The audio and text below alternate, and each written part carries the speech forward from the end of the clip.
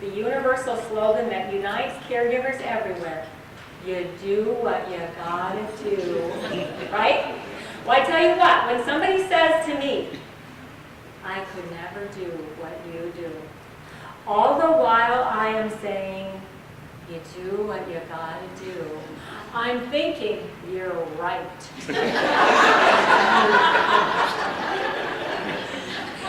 On the other hand, some caregivers, me, have a sense of inferiority. I know it's a contradiction, but somehow in the same head, I have these two very contradictory thoughts. One is, nobody could take care of my mother or raise my son as well as I could. On the other hand, I have no idea what I'm doing most days. And that is why I am the last person on earth that should offer you any kind of advice about dealing with the stress of being a caregiver, because frankly, I'm not dealing with it very well. But you are getting CEUs. So you are supposed to learn something. So I, as luck would have it, I recently attended a seminar on dealing with stress, and I think some of it could be helpful to you. It was called something like the 5 Easy Ways to Eliminate Stress or Die Trying Workshop, and frankly, I found it a little stressful.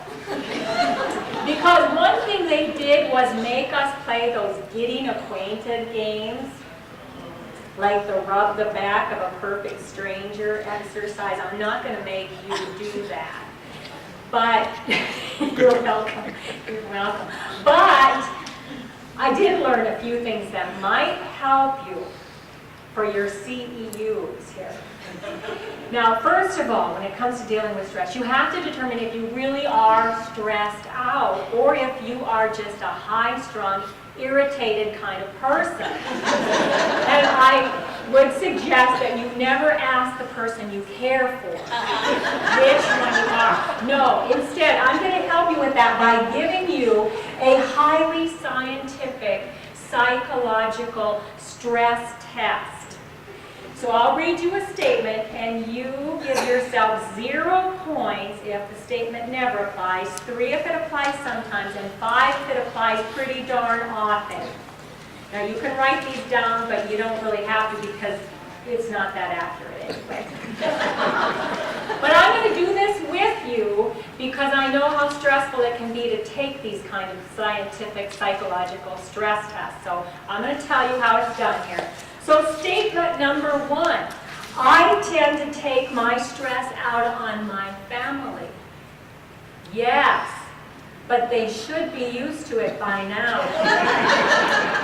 That would be 3 for me, 5 for the family.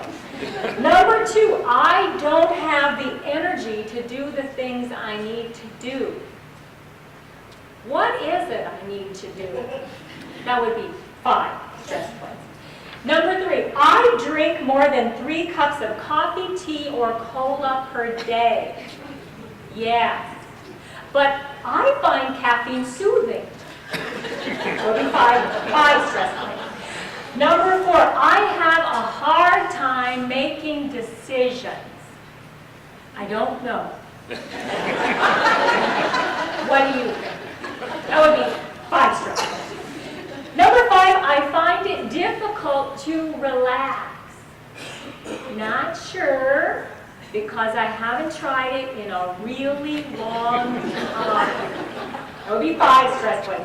Number 6, I do not feel useful or needed. I wish. That would be 5 stress points. Number 7, I become upset when the car in front of me is driving too slowly. Doesn't everybody? I think that's a trick question. That's 5 points. Number 8, I have certain aggressive gestures. Sometimes in traffic, during an occasional news item, and sometimes at sporting events. Number 9, I often try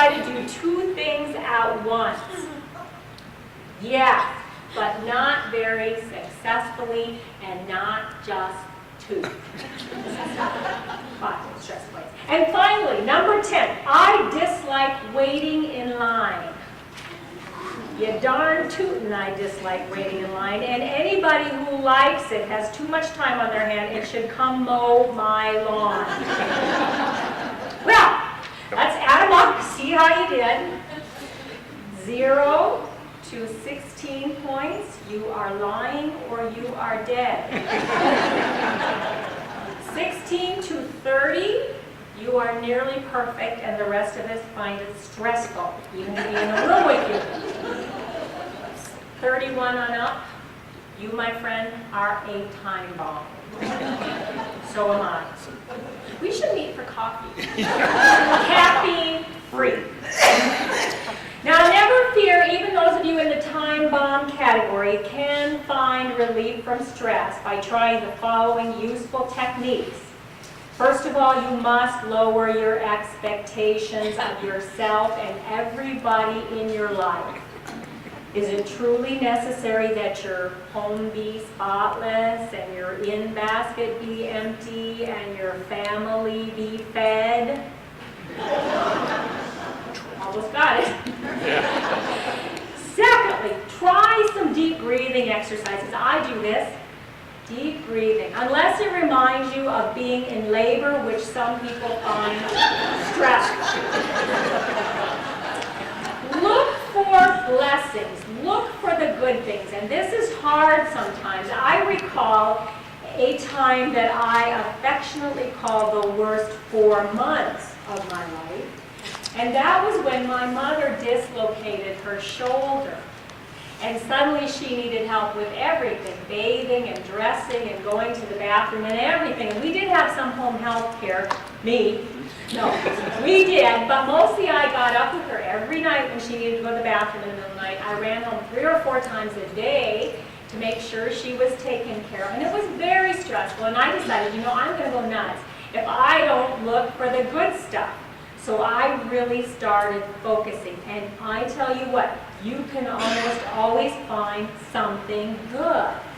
Like, for example, when I was racing home from work, it was like, isn't that wonderful that nobody was there when I ran that red light accidentally?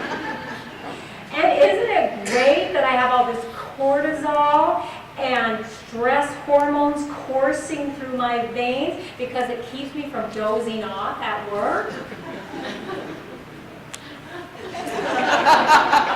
And isn't it beautiful the way the moon shines in on my living room rug when I'm sleeping on the couch because my mother has the guest room and my husband is snoring again? Finally, when you're dealing with stress and you're having a very difficult day, you need to pat yourself on the back, because maybe nobody else will. Pat yourself on your back and remind yourself that you really are a very competent, generous, tireless duck. And that is about the nicest thing I can say about anybody. Ron, wherever you are, thank you.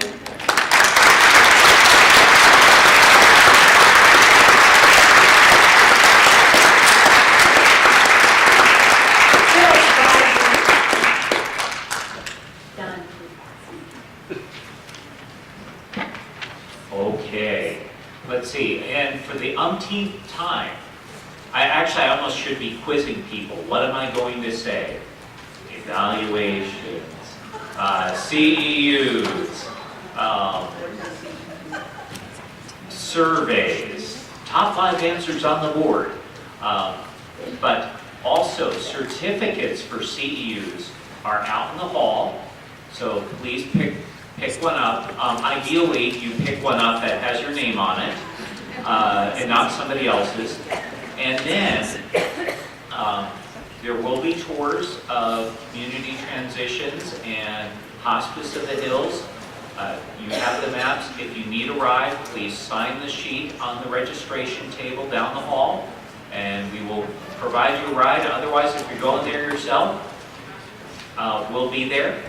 And we hope to see you next year. Please visit our website, www.brainrehab.org. We'll be putting all the presentations on the website as far as the information. And we will also be putting together, announcing a date for next year. So anyway, thank you so much for coming.